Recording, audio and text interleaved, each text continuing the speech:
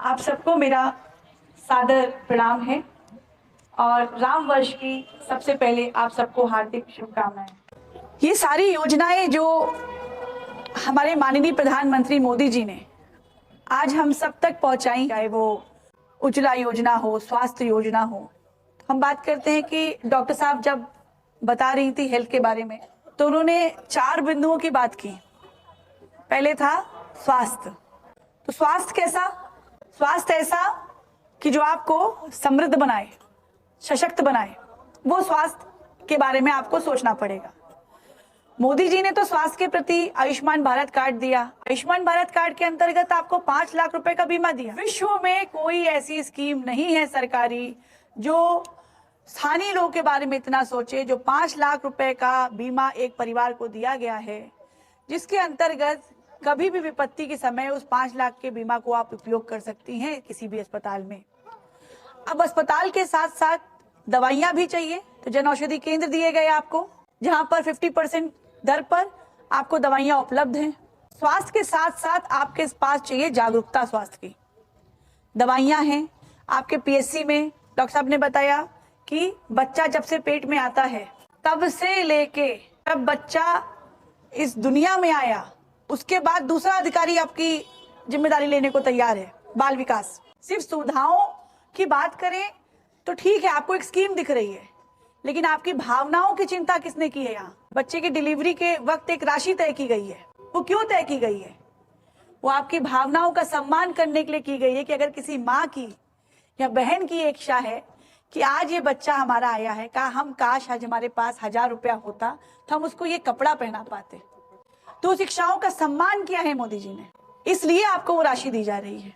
फिर आपको ये समझाया जा रहा है कि गर्भवती महिलाएं अगर स्वस्थ रहेंगी तो स्वस्थ बालक बालिका को जन्म देंगी, जो देश की नींव है और जननी जन्मभूमि। तो आपका स्वास्थ्य और स्वस्थ रहना बहुत महत्वपूर्ण है।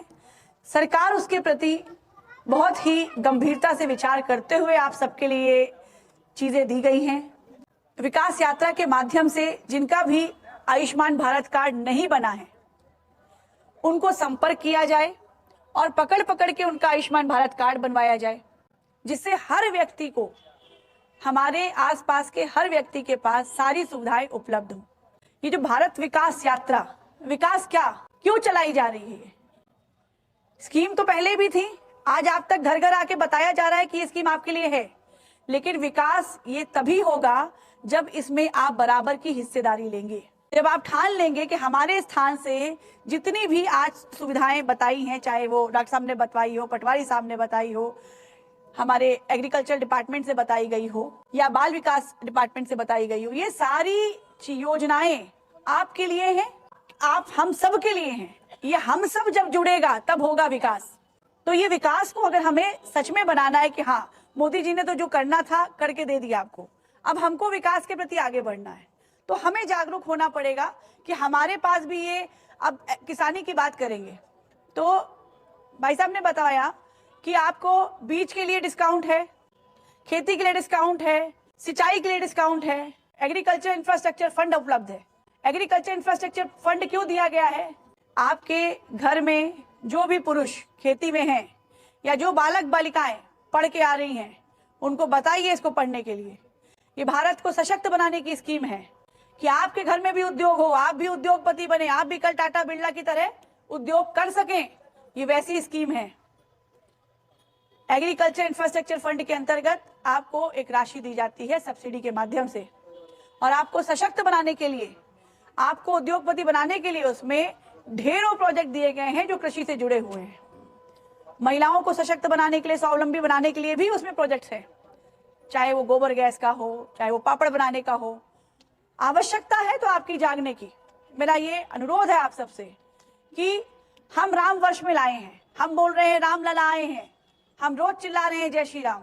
राम कैसे बसेंगे आपके मन में? क्या अयोध्या में बसने से राम बस गए आपके पास? नहीं, राम तब बसेंगे आपके पास जब आपकी आत्मा में आप राम बसाएंगे। आत्मा में राम कैसे बसेंगे? आत्मा में राम कैसे बसेंगे? आत्मा में राम तब बसेंगे जब हम राम के चरित्र का पालन करेंगे, हम अपने आप को मजबूत बनाएंगे, स्वाभिमानी बनाएंगे, सनातन को अपनाएंगे तब बसेंगे राम हमारे शरीर में, हमारी आत्मा में, हमारे गांव में और इस देश की भूमि में राम बसेंगे। राम का तो यही भाव है।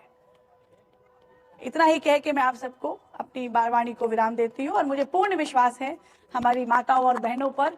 मैं इस क्षेत्र की बेटी हूँ और मुझे पूर्ण विश्वास है कि मैंने आज जो आप सबको संबोधन दिया उस पर आप विचार जरूर करेंगे और मेरे लायक जो सेवा होगी, यहाँ पर जो आज लोग उपलब्ध हैं उनको आप जरूर अप्रोच करेंगे। जो चीजें आपके पास नहीं हैं उसकी शिकायत ना करते हुए एक तरीके से आप इनको अपने प्रेजेंट करिए।